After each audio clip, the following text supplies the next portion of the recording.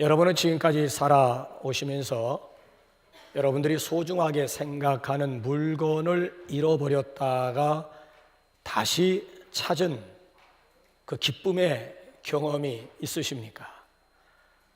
사람들은 살아가면서 물건들을 곧잘 잃어버리는 것 같습니다. 지금 제가 사돈 낱말하고 있는데요, 오늘날 이렇게 요 근래에 운전을 하다가 햇빛이 너무 강해가지고 선글라스를 쓰려고 선글라스 집을 열었는데 알맹이가 없는 거 있죠. 어디서 잃어버렸는지도 모르겠어요. 분명히 쓰고 나갔는데 다시 집으로 돌아오질 못한 선글라스. 지난 월요일입니다. 엊그제지요. 저 북한산 정상까지 이제 등산을 할 때 또 다른 선글라스를 끼고 올라갔습니다. 정상에서 볼일도 보고 그리고 이렇게 이제 시간을 보내고 내려왔는데, 내려와서 보니까 선글라스를 벗어놓고 쉬었는데 그걸 가지고 내려오질 못해서 또 하나. 그래서 요 근래 선글라스를 2개를 잃어버리면서 참 기가 막히기도 하고 좀 자괴감 비슷한 것이, 아니 내가 벌써 이렇게 깜빡할 나이인가 싶은 생각이 드는 게 자그마한 자괴감마저 들더라고요. 성도들이 곧잘 잃어버리는 물건 중에 하나가 뭘까요? 성경 찬송가입니다. 여러분 지금 저 교육관이라든지 예배당 저 뒤라든지 저 위에 아니면 1층 내려가 보시면은 주인 없는 성경 찬송가들이 얼마나 많은지 몰라요.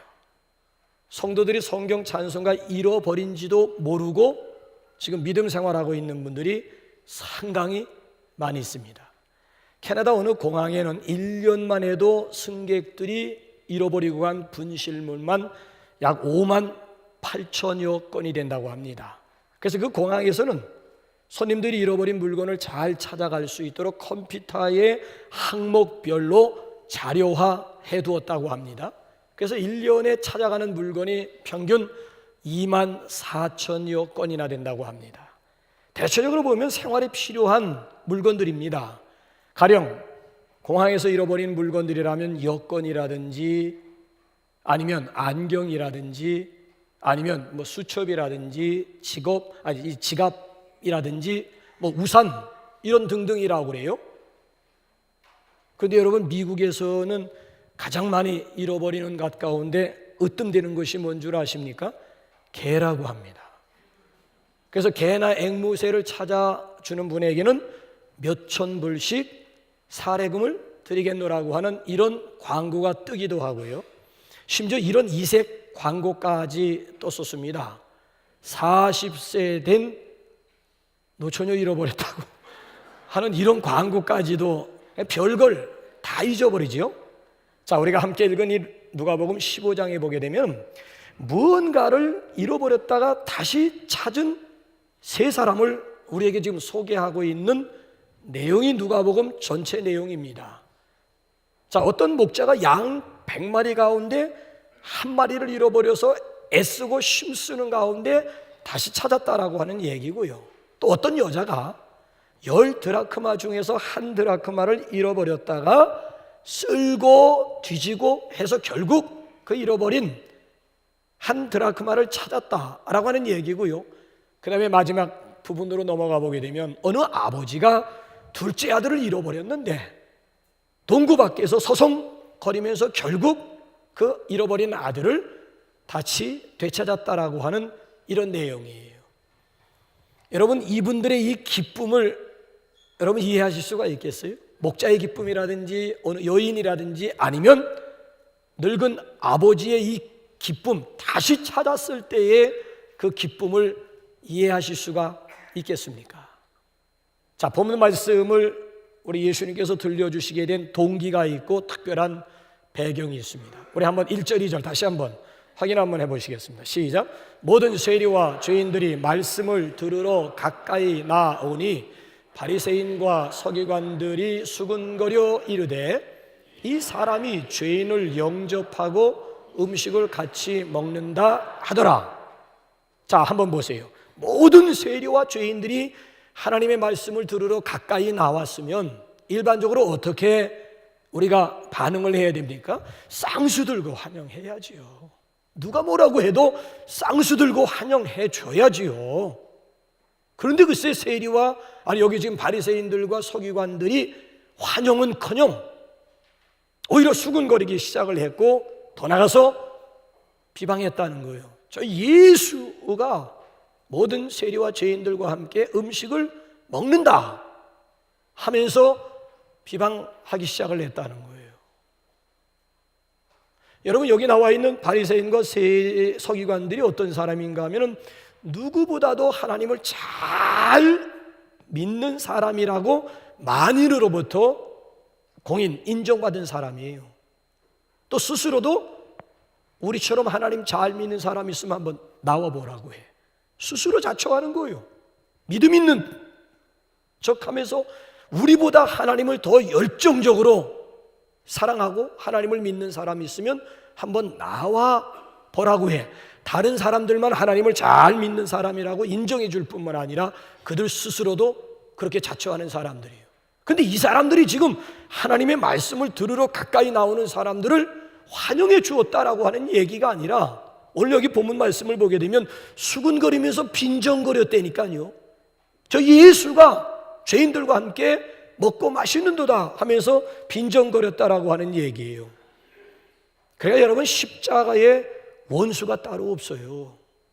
교회 성장 불신자들이 방해하는 것이 아니고 신자들이 방해한다면 여러분 그거 믿으시겠어요? 절대 교회 성장 불신자들이 방해하는 세대 아닙니다. 요즘에는 신자들이 오히려 교회 성장에 장애물이 되고 방해물이 되는 경우가 상당히 많이 있는 거예요.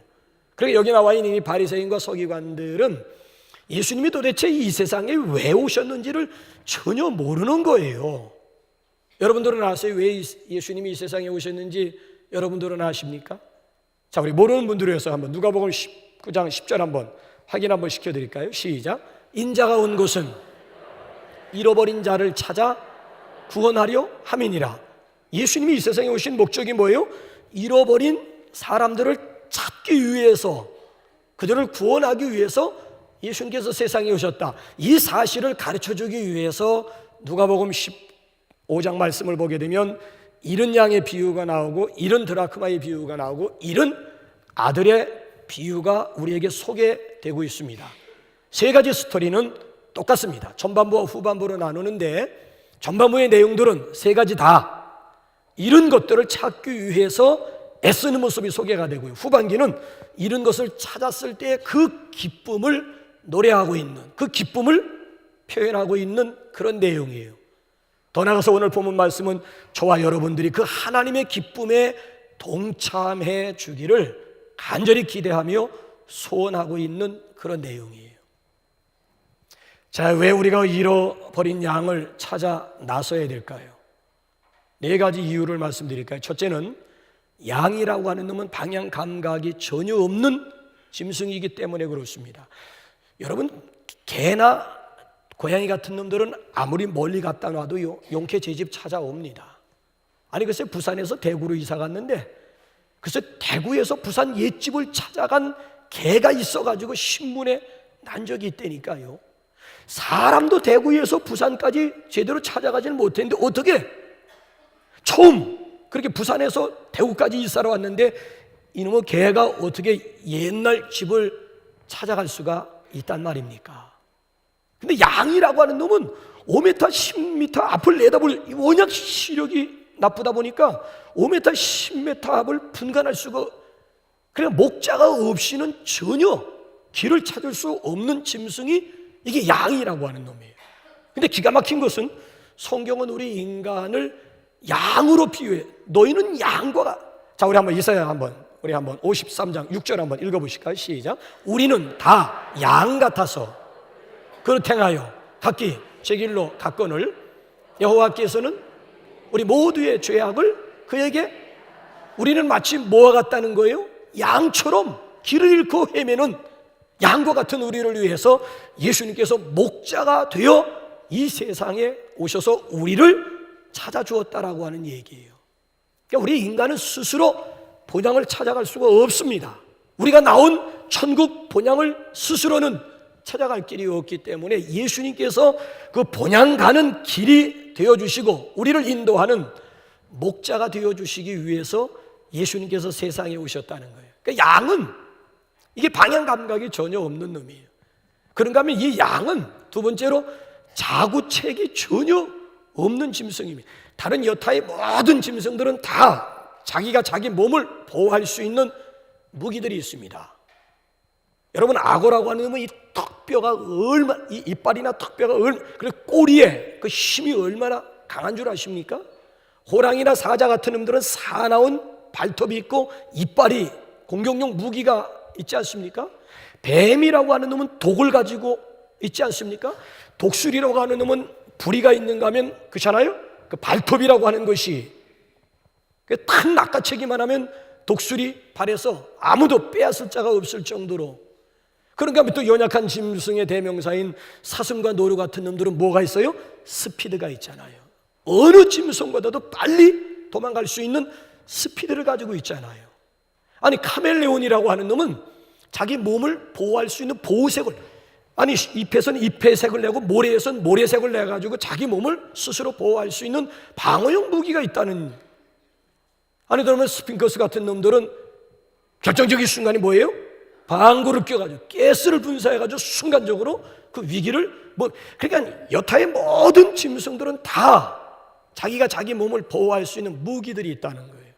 근데 양이라고 하면 nothing, 공격용 무기도 없고 방어용 무기도 그야말로 이거야말로 그냥 무방비 상태. 목자가 없이는 한시도 살아갈 수 없는 짐승이 이게 바로 양이라는 거예요. 그러니까 세 번째로 이 양은 스스로 먹이도 구할 수 없습니다. 여러분, 사막에서 사는 낙타 같은 놈은요, 빨리 어디에 물이 있는 줄 알아요. 사람도 어디에, 사막을 여행하면서 어디에 물이 있는지 모르는데 이 낙타라고 하는 놈은 벌써 기가 막히게 물이 어디 있는지를 알아요.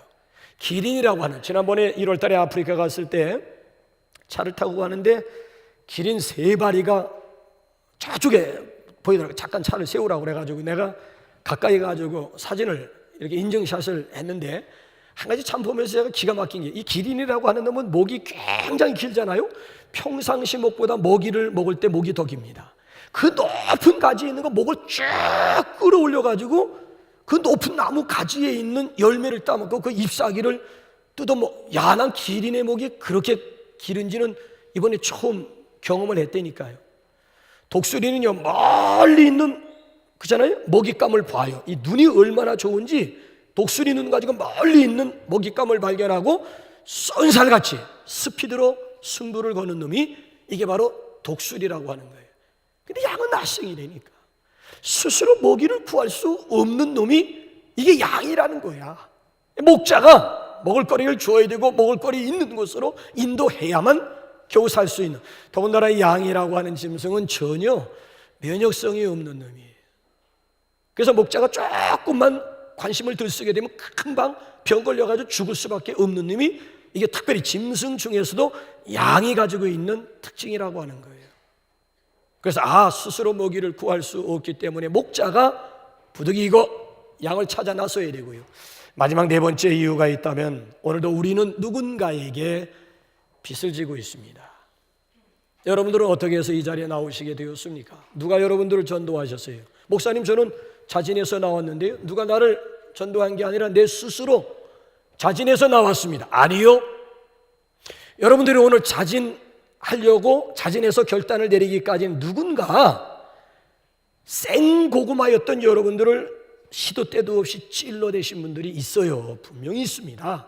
듣든지 아니 듣든지 의식 중에 있든지 무의식 중에 있든지 아니면 지나가는 전도자가 한마디를 했든지 간에 여러분들이 알게 모르게 여러분들을 향해서 복음의 씨앗을 뿌린 분들이 있었다는 거예요. 그분들이 부모가 될 수도 있고 아니면 형제가 될 수도 있고 친척이 될 수도 있고 친구가 될 수도 있고 아니면 직장 동료가 될 수도 있고 아니면 여러분 이웃에 살고 있는 이웃 사람이 되든지 간에 여러분들이 알게 모르게 여러분들을 향해서 복음의 씨앗을 던진 분들이 있다고요. 그때는 아예 헛방구도 끼지 않았고 아예 관심조차 없었는데 이제 때가 무르익어 가지고 여러분 스스로 결단하기까지, 그렇다고 한다면 여러분들에게 복음의 씨를 뿌린 분들에겐 여러분이 빚진 자가 되는 거예요. 복음의 빚을 지고 있는.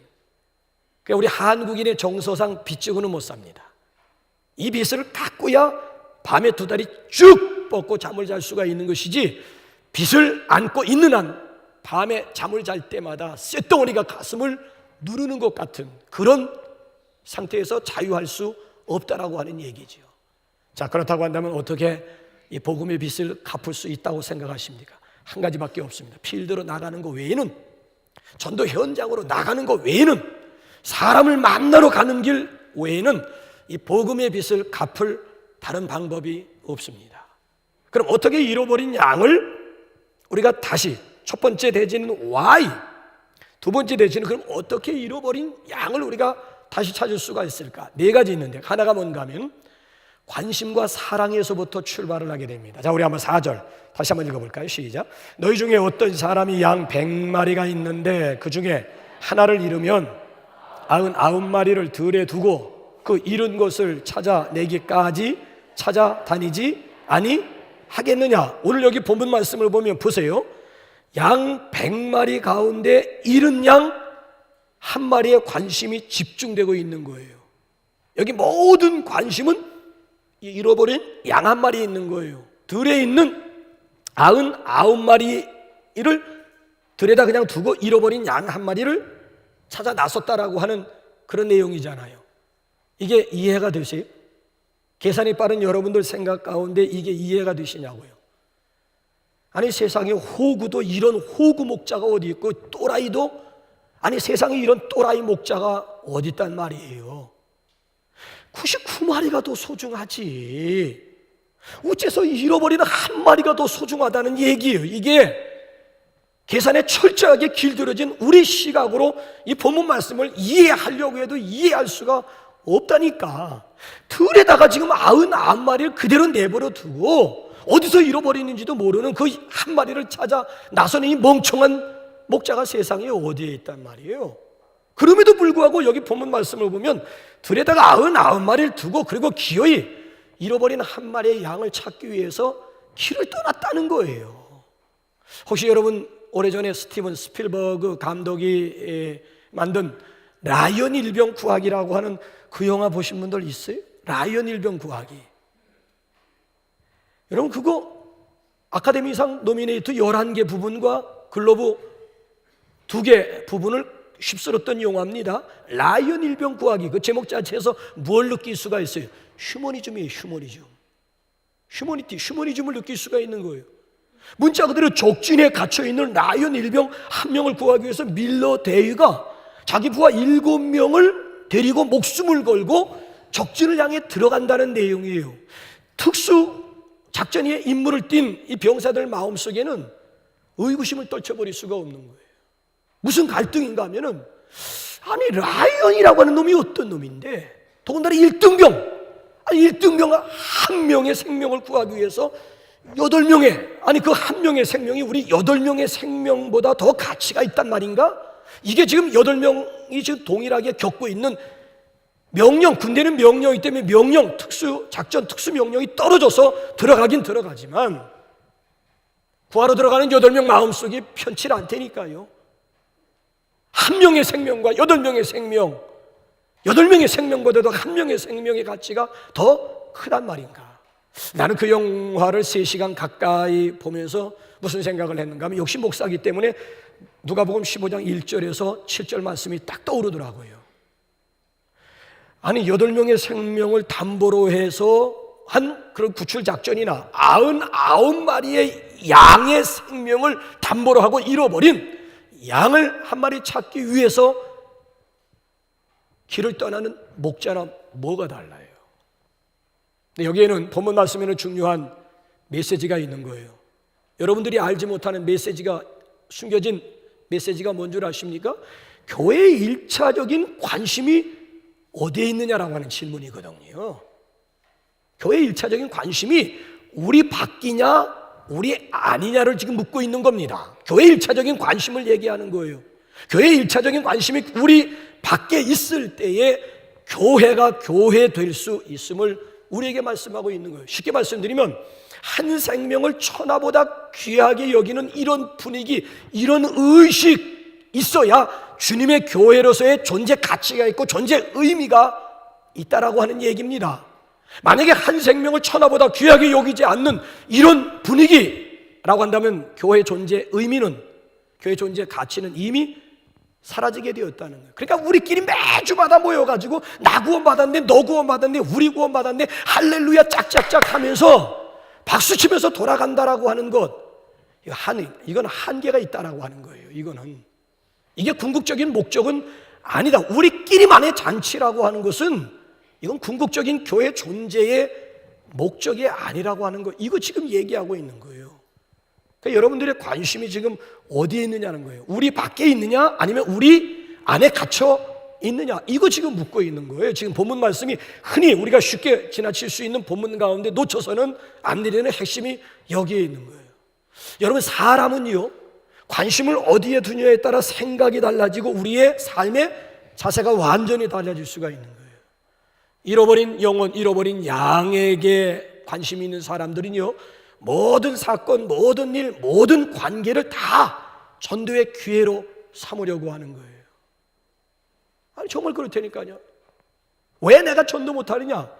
여러분, 전도는 능력이 아닙니다. 관심이에요. 전도는 절대 은사가 아닙니다. 이건 관심입니다. 왜 내가 전도 못하느냐고요? 관심이 없기 때문이에요. 관심만 가져보면 눈에 보인다니까요.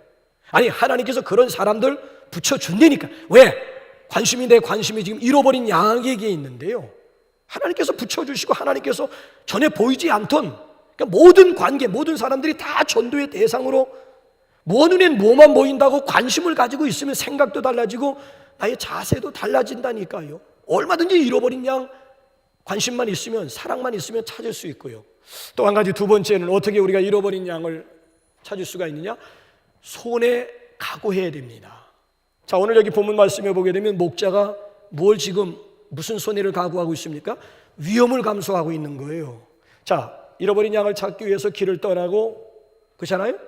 들로 나갔다, 산으로 나갔다라고 하는 얘기인데, 목자도 역시 무방비에 위험에 노출되어 있습니다. 맹수로부터, 도적으로부터, 지난주에 우리가 생각했던 유대인이 강도 만난 것처럼, 아니 이 사람도 지금 양을 찾으러 나갔다가 사나운 짐승 만나지 말라는 법이 있고, 강도, 도적떼들 만나지 말라는 법이 있어요. 위험에 노출되어 있지요.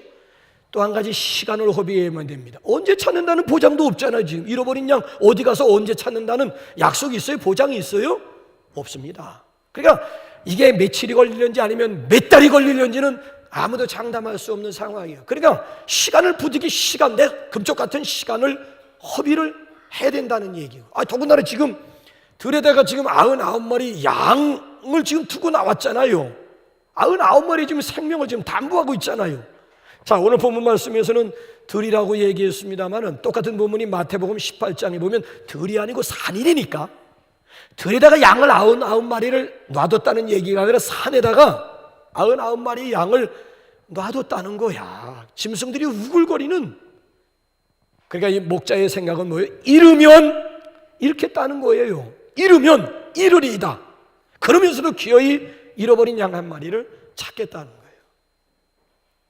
더군다나 여기 본문 말씀을 보게 되면 잃어버린 양 한 마리를 찾았다고 동네 잔치 벌이고 있습니다. 그 잔치 비용은 도대체 얼마 들 거예요? 예? 아니, 양 한 마리 찾았다고 벗과 이웃들을 불러가지고 잔치판을 벌였다면 잔치 비용이 도대체 얼마나 들어갔겠느냐는 거예요. 이건 여러분 우리의 생각으로는 이거 이해가 안 된다니까요. 근데 이런 각오, 이런 마음, 이런 자세가 있어야 잃어버린 양 하나를 찾을 수가 있대요. 나는 하나도 손해 안 보고, 여러분 하나도 손해 안 보고 한 영혼, 한 생명, 잃어버린 양 여러분 얻을 수 있다고 생각하십니까? 아니에요. 나 한 사람 구원받기 위해서 우리 주님께서 어떤 일을 행하셨는 줄 아십니까? 여러분들이 우리 안에, 이 자리에 이 안에 들어와 앉아있기까지 주님께서 여러분들을 위하여 하신 일이 뭔 줄 아십니까? 당신의 생명 버렸어요. 예수님은 목자로 이 세상에 오셔가지고 양 우리 한 마리 한 마리를 위해서 친히 당신이 하나밖에 없는 생명 초계와 같이 십자가에 내 던져버렸어요. 그래서 우리 양 한 마리가 찾아되게 되고 생명을 얻게 되었다는 것이지요. 그러니까 내가 어떤 손해라도 내가 각오하겠다라고 하는 이런 마음만 있으면 얼마든지 잃어버린 양 찾아지리라고 믿습니다. 그래서 우리의 가치관이, 우리의 각오가 어떻게 달라져야 되는가 하면, 한 영혼을 구원하기 위해서라면 어떤 대가라도 지불하겠다라고 하는 이런 각오, 이런 생각. 교회도 마찬가지예요. 교회가 양중심으로 하지 말고 정말 한 영혼 구원하기 위해서는 우리 교회가 어떤 대가라도, 어떤 비싼 대가라도 기꺼이 지불하겠다라고 하는 이런 각오, 이런 가치관으로 거듭나지 않으면 교회는 교회로서의 구실을 다할 수가 없다라고 하는, 한 영혼 구원하기 위해서는 어떤 대가라도 지불하겠다. 자, 그런가 하면 세 번째로는요, 기쁨의 의미가 중생해야만 이건 가능한 거예요. 자, 우리 한번 7절 한번 다 같이 한번 읽어보실까요? 시작. 내가 너희에게 이르노니 이와 같이 죄인 한 사람이 회개하면, 왜 저만 읽어요? 시작. 내가 너희에게 이르노니 이와 같이 죄인 한 사람이 회개하면 하늘에서는 회개할 것 없는 의인 99으로 말미암아 기뻐하는 것보다 더 기뻐하리라. 더 큰 기쁨이 따로 있다라고 하는 얘기. 그러니까 기쁨의 의미가 중생해야 가능하다는 거예요. 자, 잃어버린 양 한 마리를 찾았을 때 이 목자가 보인 반응을 여러분 주목해 보세요. 잃어버렸던 양을 드디어 찾았어요. 그때 목자가 우리에게 보인 반응이 뭔지 5절 6절 한번 다시 한번 더 읽어볼까요? 5절 6절 시작. 또 찾아낸즉 즐거워 어깨에 메고 집에 와서 그 벗과 이웃을 불러 모으고 말하되 나와 함께 즐기자 나의 잃은 양을 찾아내었노라 하리라. 또 찾아낸즉 어떻게 했다고요? 너무 기분 좋아서 너무 즐거워가지고 그 양을 끌고 왔다는 얘기가 아니라 어떻게 했다고요? 어깨에 메었는데 그 어깨가 복수야. 그러니까 양을 찾아가지고 아이고 이놈아 너 그동안 어디 있었어 그래가지고 덥석해가지고 이쪽에다 어깨에다 메었다는 얘기가 아니고, 어깨가 복수니까, 원문은 복수라니까. 우리 성경은 그냥 어깨 해가지고 이게 복수인지 단수인지 이게 구분할 수가 없지만 원문 성경을 보면 복수라고 하는 얘기는, 어깨가 복수라고 하는 얘기는 한쪽으로 맸다는 얘기는 앞다리 뒷다리 잡고 아예 목에다가 양쪽 어깨에다가 걸머 매고 콧노래를 부르면서 신바람 나게 집으로 돌아와가지고는 벗과 이웃들을 다 불러 모으고 잔치판을 벌였다는 거예요. 여기 이제 주목해 보시라고요. 자, 잔치를 무엇으로 잔치를 열었을 것 같아요? 이스라엘 사람들의 주식이 빵, 양고기, 포도즙입니다. 자, 이스라엘 사람들의 주식은 빵과 양 그리고 포도즙 이래니까요. 그럼 벗과 이웃들을 불러 모아가지고 잔치를 벌이기 위해서는 도대체 99마리 양 중에서 몇 마리가 희생되었겠느냐라고 하는 얘기지요. 이걸 가리켜서 우리가 뭐라고 그래요? 배보다 배꼽이 더 크다고 표현하는 거예요. 정말 배보다 배꼽 한 마리 찾았다고 해서 도대체 몇 마리의 양이 지금 희생을 당해야 되는 겁니까 지금? 그러니까 이게 현대인들 철저하게 합리주의, 실용주의, 실리주의에 길들여진 현대인들의 생각으로는 이게 말도 안 되는, 이해할 길이 없다니까요. 근데 여러분, 하나님의 생각이라고 하는 것은 우리의 합리주의, 이성, 우리의 계산 다 초월한다는, 본문에서 강조하고자 하는 것은 기쁨을 얘기하고자 하는 거예요. 여러분, 강조점이 어디에 있는, 이런 것을 찾았을 때 그 기쁨이라고 하는 것, 어떤 것을 다 잃어버리고 어떤 것을 주어도 좋다라고 하는 그 마음, 그 기쁨, 그 생각을 지금 이야기하고자 하는 겁니다. 그러니까 말씀의 강조점을 우리가 놓치면은 이게 엉뚱한 방향으로 흘러가게 되는 것이죠. 이런 것을 찾았을 때 그 기쁨이라고 하는 것은 내가 소유하고 있는 어떤 것 다 내주어도 다 잃어버려도 좋다라고 하는 이런 마음. 그러니까 기쁨의 차원이 완전히 다르다니까요. 아니 지금 더 기뻐하리라. 하늘나라에서 회개할 것 없는 의인 99사람으로 인해서도 너무 기뻐. 의인들로 인한 기쁨이 있어요. 그런데 죄인 하나가 회개했을 때, 죄인 하나가 구원받았을 때 그 기쁨이라고 하는 것은 의인들에게서 느낄 수 있는 그런 기쁨과는 비교가 할 수가 없다는 걸 지금, 기쁨의 의미가 완전히 중생하지 않고는 필드로 나갈 수가 없다는 거예요. 그래서 예수님께서 뭐라고 말씀하셨는 줄 아십니까? 예수님에게는 12명의 제자가 있고 따로 70명의 제자가 있다는 거 아시죠? 그 70명의 제자, 훈련받은 70명의 제자들을 이제 필드로, 전도 현장으로 두씩 짝을 지어서 내보냈어요. 자, 이 제자들이 여러 동네 돌아다니면서 전도하고 돌아올 때는 막 흥분해서 돌아온 거야. 왜냐하면 전도하다 보니까 현장에서 귀신이 땅에 떨어지는 걸 눈으로 목도했거든요. 귀신이 막 소리를 지르고 막 사람에게서 막 나가고, 와우, 이게 영적인 전쟁이로구나. 전쟁에서 승리한 그 기쁨을 안고 예수님 앞에 돌아와서 이까진 제자들마다 다 흥분하면서 전도 보고회를 할 때 주님께서 종합적으로 딱 한마디 하셨어요. 누가복음 10장 20절 한번 보십시오. 뭘 얘기하는지. 시작.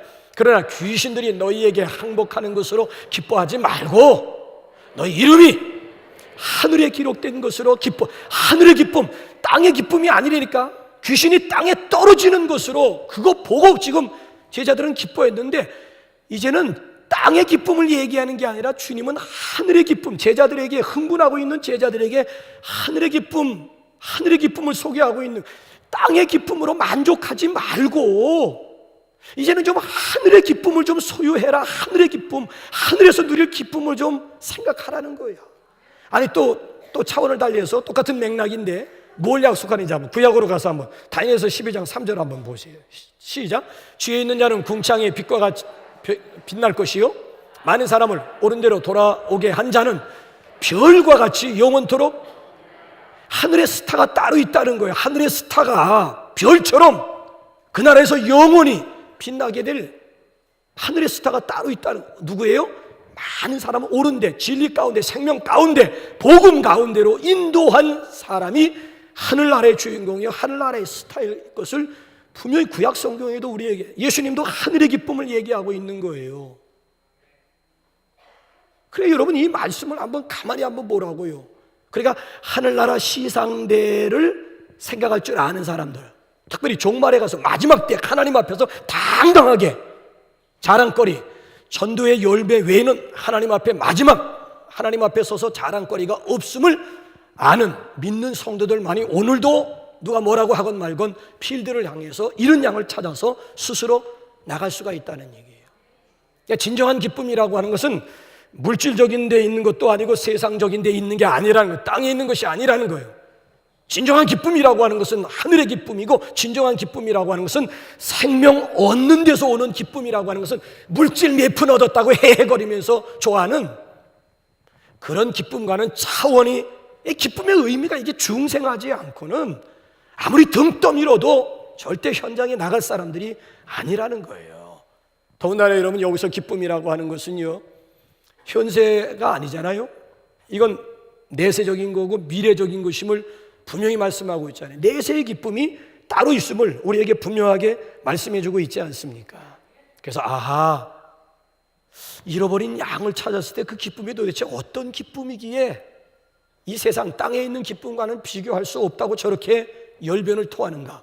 이건 여러분들이 실제적으로 필드에 나가서 경험해 본 사람만이, 여러분 보세요, 이런 것 찾았을 때 그 기쁨이 얼마 정도 감격스러운가는 우리 스스로가 체험을 해야 된다는 얘기예요. 기쁨의 차원이 달라져야 된다는 얘기. 마지막에 목자의 심정을 가질 때만이 잃어버린 양을 찾을 수가 있습니다. 자, 우리 한번 끝으로 4절 하반절 우리 한번 다 같이 한번 읽어보실까요? 시작. 그 잃은 것을 찾아내기까지 찾아다니지 아니하겠느냐. 자, 먼저 성경을 보면 그 잃은 것을 찾도록 찾아다니지 아니하겠느냐 그렇죠. 찾도록, 이게 뭐예요? 우리 개정판에서는 찾아내기까지, 찾아낼 때까지입니다. 절대 잃은 것 찾아낼 때까지 포기하지 않겠다는 이 목자의 심정, 이 안타까움, 이 목자의 의지요 결단이 없는 한 잃어버린 양을 찾을 길이 너무 막막하다는 거예요. 잃어버린 것을 찾아내기까지, 여기에 목자의 안타까움. 그래서 진정한 전도라고 하는 것은 방법이 아니에요. 동기에 있는 거예요. why 문제가 중요하지 how 어떻게 전도할 것이냐, 그 별로 중요하지 않아요. 왜 그럴까요? 여러분, 전도 방법이라고 하는 것은 시대마다, 상황마다, 문화마다, 사람에 따라서 다 달라요. 옛날에 우리 한국 초창기에는 예수 천당만 외쳐도 구원받는 사람들이 많았어요. 아니, 교회사를 읽어보세요.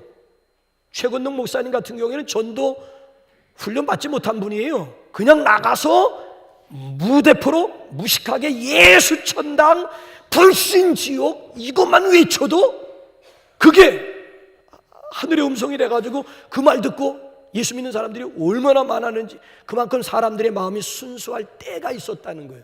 아니 지금은 다른 달아빠진 현대인들에게 예수천당 불신지옥에 쳐가지고 하나님 앞으로 돌아오고 예수 믿을 사람 얼마나 될 것 같아요. 더군다나 논리로 무장이 되어 있는 현대인들에게 무식하게 예수천당 불신지옥에 쳐가지고 예수 믿을 사람들이 얼마나 될 것 같아요.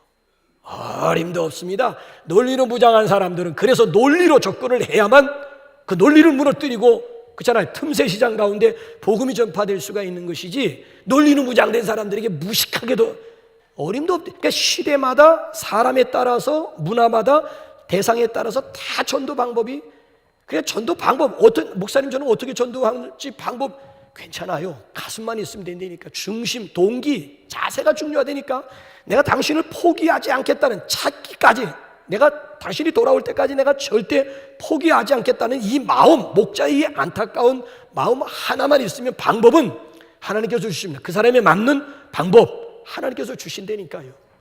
동기와 자세가 중요한 거예요. 어모섭 집사님이 우리 밖에 있는 잃은 양을 찾아서라고 하는 책을 썼는데 그게 기독교인들에게 베스트셀러 1위가 된 적이 있어요. 우리 밖에 있는 양을 찾아서.